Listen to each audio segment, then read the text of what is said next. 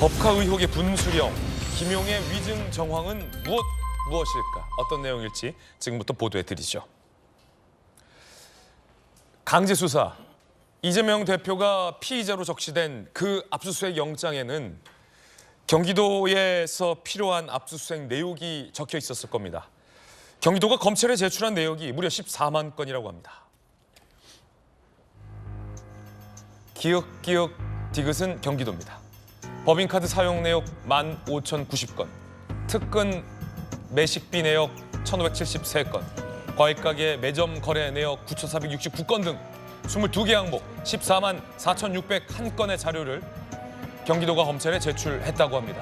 경기도 관계자, 자료 제출 거부로 압수수색 진행 주장은 사실 무근이다라고 밝혔습니다. 줄 만큼 주었다. 김동연의 경기도가 검찰에 14만 건이 넘는 자료를 제출하면서 협조할 만큼 협조했다라는 내용도 보도되고 있는 겁니다.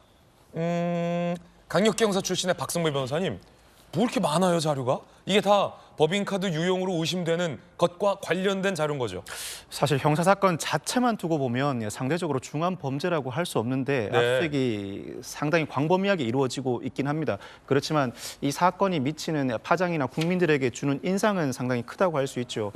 애초에 이 사건은 지난해 8월에 경찰이 김혜경 씨와 별정직 5급 공무원 배모 씨를 이 업무상 배임과 공직선거법 위반 혐의로 검찰에 기소 송치한 바가 있습니다. 네.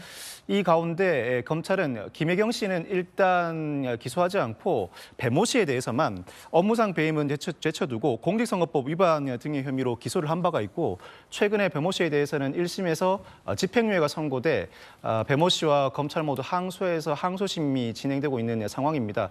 아마 그 당시 검찰이 송치를 받고도 김혜경 씨에 대해서는 따로 기소를 하지 않은 이유는 이재명 대표와 연결고리를 확인하고 난 뒤 같이 묶어 기소할 계획을 세워둔 것 같습니다. 당시 경찰은 김혜경 씨 등을 송치하면서도 이재명 대표와 연결고리는 확인하지 못했다는 취지로 불송치했었고, 국고손실죄라고 해서 배모 씨를 선임하게 된 것 자체도 사실상 수행비서로 사용하기 위해서였을 뿐 정상적으로 공무원으로 채용해 일을 시키기 위한 목적이 아니었다는 주장에 대해서 판단해봤지만 채용 절차에 위법이 없고 공무를 수행한 부분도 있다는 이유로 이 역시도 불송치한 바가 있습니다. 아마 이 전반적인 압수수색은 그동안 권익위를 통해 재차 이 사건 업무상 배임이 의심된다는 취지의 사건을 이첩받은 이후에 전면적인 재수사를 진행하고 있는 과정으로 보이고, 국고손실죄를 비롯해 이재명 대표와 관련된 이 사건 재수사를 통해 사안의 면모를 밝혀서 김혜경 씨와 전체적으로 다시 묶어 기소 여부를 판단하기 위한 그 과정의 일환으로 평가됩니다. 이재명 대표도 소환될 수 있습니까, 그럼?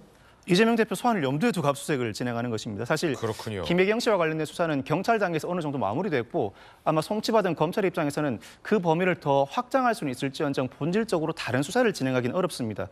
완료된 수사에 관련된 본질적으로 다른 수사를 진행하기 어려움에도 불구하고 이재명 대표의 연관성을 확인하기 위해서 압수수색 영장을 발부받아 집행하고 있는 과정으로 보면 될 것 같고, 애초에 검찰은 이재명 대표와 관련된 혐의를 확인하기 위해서 법원에 압수수색 영장을 신청했지만 기각된 바가 있습니다. 그 과정에서 아마 경기도 공무원들 관련 조사를 진행한 뒤 보강한 후에 다시 영장을 재청구한 것으로 보이고, 그 초점은 역시 이재명 대표의 연관성, 업무상 배임과 관련해 그 경기도 법인카드 사적 유용을 묵인 내지는 지시한 정황을 일부 포착하고 관련 수사를 진행하는 과정에서 그렇군요. 그 연관성을 확인하기 위한 방침입니다. 김무식 교수님, 지금 보면은 그 내역을 보면요, 일단 법인카드를 사용한 내역 15,090건을 경기도가 검찰에게 제출했고, 일단 경기도 입장에서도 김동연 지사 입장에서도 뭐 내가 쓴 것도 아니고 전임자가 쓴 거니까 굉장히 성실하게 제출을 14만 건을 제출했고, 보니까 과일 가게, 뭐 매점 등등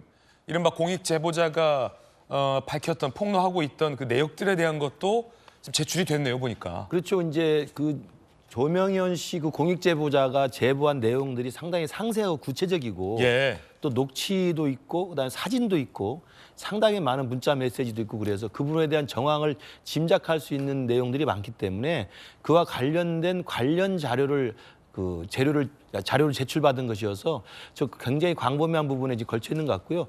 눈에 띄는 것은 특근 매식 비용이라고 돼 있잖아요. 그런 거 아니지. 조명현 씨가 그 증언한 내용 중에서 보면 그 쉬는 날 뭐 토요일이나 일요일에도 관사에서 이재명 대표를 위해서 아침에 샌드위치, 이재명표 샌드위치라든지 다양한 것들을 이렇게 냉장고에 차려줬다는 이야기를 하고 있기 때문에 그건 사실은 이제 특근과 관련돼서 음식을 사는 비용이기 때문에 예. 아마 제가 짐작키로는 그 특근 매식 비용도 이제 그런 거 관련돼 있기 때문에 이제 압수수색을 한 것 같고요. 특근 매식비가 그렇죠. 그런 거군요. 제 짐작은 그렇습니다. 그리고 이제 법인카드 사용 내용은 뭐 당연히 당시에 경기도 법인카드 중에서 그 이재명 지사와 이재명 지사의 부인인 김혜경 씨와 관련된 법인카드 사용 내용이 얼마나 많겠습니까? 굉장히 광범위한 내용일 겁니다. 보통 법인카드 하나 가지고 사용하는 사람도 한 개인당 하루에 한 10개 이상을 쓸 수 있는 거 아니겠습니까? 그렇다고 한다면 법인카드가 하루에 쓸 수 있는 횟수가 다양하다고 한다면 그 몇 년 동안 것을 다 통틀어서 자료 제출을 받는 것이기 때문에 저 14만 건 나오는 거 제가 볼 때 충분히 짐작할 수 있는 것이고 네. 저는 이제 저러한 것들을 자료 제출 받고 그것도 좀 미진해서 이제 압수수색까지 한 거잖아요. 그래서 그 자료 제출 받은 그 근거와 그리고 압수수색에서 확보한 자료를 종합적으로 분석을 해서 조만간 제가 볼 때는 이 검찰에서 이 관련된 사실의 범죄 혐의가 분명히 있다고 한다면 김혜경 여사 그리고 그 다음 순서로는 이재명 지사까지 소환할 가능성도 배제할 수는 없지 않을까 네. 이렇게 해석이 됩니다.